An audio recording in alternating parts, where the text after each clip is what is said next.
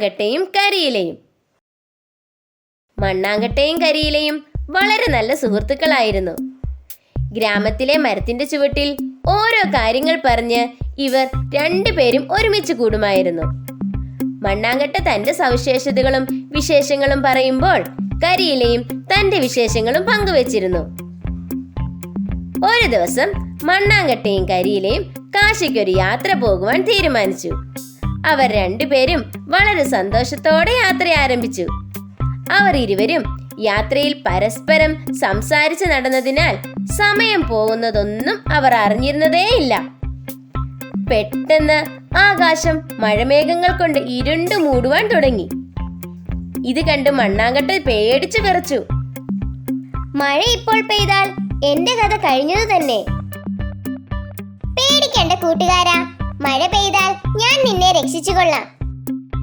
കരിയിലയുടെ വാക്ക് വിശ്വസിച്ച് മണ്ണാങ്കട്ട യാത്ര തുടർന്നു. കുറച്ചു ദൂരം ചെന്നപ്പോഴേക്കും ശക്തമായി മഴ പെയ്യുവാൻ തുടങ്ങി. ഇത് കണ്ട കരിയില പെട്ടെന്ന് തന്നെ മണ്ണാങ്കട്ടയുടെ പുറത്ത് കയറി കിടന്നു. മഴത്തുള്ളികളൊന്നും മണ്ണാങ്കട്ടയുടെ ദേഹത്ത് വീണില്ല. മഴ മാറിയപ്പോൾ രണ്ടുപേരും സന്തോഷത്തോടെ യാത്ര ആരംഭിച്ചു. അങ്ങനെ സന്തോഷത്തോടെ കുറച്ചു ദൂരം ചെന്നപ്പോഴാണ് ചെറിയൊരു കാറ്റ് വീശിയത്. ചെറിയ കാറ്റിൽ കരിയില തെറിച്ചു വീണു. കൂട്ടുകാരാ, വലിയൊരു കാറ്റിന് സാധ്യതയുണ്ട്.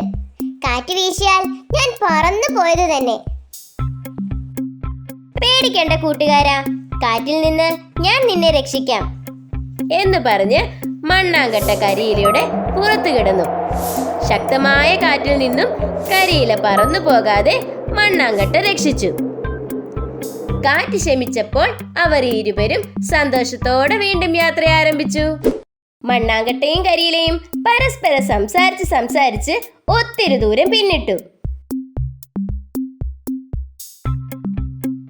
നടന്ന് ക്ഷീണം തോന്നിയപ്പോൾ അവരൊന്ന് വിശ്രമിച്ചു. കൂട്ടുകാരാ, എന്തൊരു കാറ്റായിരുന്നു അവിടെ ഉണ്ടായത്. ഞാൻ ഉണ്ടായിരുന്നത് കൊണ്ട് നീ രക്ഷപ്പെട്ടു. മണ്ണാങ്കട്ടയുടെ ഈ വാക്കുകൾ കരിയിലയ്ക്ക് അത്രയങ്ങ് ഇഷ്ടപ്പെട്ടില്ല. എന്തൊക്കെ ഭാരമുണ്ടായിട്ടെന്താ കാര്യം? മഴ പെയ്തപ്പോൾ ഞാനല്ലേ രക്ഷിക്കാൻ ഉണ്ടായിരുന്നുള്ളൂ. ഞാനില്ലായിരുന്നെങ്കിൽ കാണാമായിരുന്നു. നീ ഇപ്പോൾ ആ മഴയത്ത് മുഴുവൻ അലിഞ്ഞു പോയി നിന്റെ കഥ കഴിഞ്ഞേനെ. കരിയിലയുടെ ഈ വാക്കുകൾ മണ്ണാങ്കട്ടയ്ക്കും ഇഷ്ടപ്പെട്ടില്ല. രണ്ടുപേരും പരസ്പരം തർക്കിച്ചു. നീ എന്റെ കൂടെ ഇല്ലേലും എനിക്കൊരു കുഴപ്പവുമില്ല. ഞാൻ ഇനി ഒറ്റയ്ക്ക് പോയിക്കോളാം. അല്ലേലും ഞാൻ നിന്റെ കൂടെ വരുന്നില്ല. എനിക്കും ഒറ്റയ്ക്ക് പോകാനൊക്കെ സാധിക്കും എന്ന് പറഞ്ഞ് രണ്ടുപേരും രണ്ടു വഴിക്ക് യാത്ര തുടർന്നു. കരിയില മണ്ണാങ്കട്ടയേക്കാൾ വേഗത്തിലെത്താൻ വളരെ വേഗത്തിൽ നടക്കുവാൻ തുടങ്ങി. പെട്ടെന്നാണ് കരിയില അകലേന്നൊരു ശബ്ദം കേൾക്കുന്നത്. ഓ, അത് കാറ്റിന്റെ ശബ്ദമാണല്ലോ. ഞാൻ ഇനി എന്ത് ചെയ്യും? കരിയില സങ്കടത്തോടെ തന്റെ സുഹൃത്തായ മണ്ണാങ്കട്ടയെ ഓർത്തു. അപ്പോഴേക്കും കാറ്റ് ശക്തിയായി വീശി അടിക്കുവാൻ തുടങ്ങി. ശക്തിയായ കാറ്റിൽ കരിയില എങ്ങോട്ടോ പറന്നുപോയി.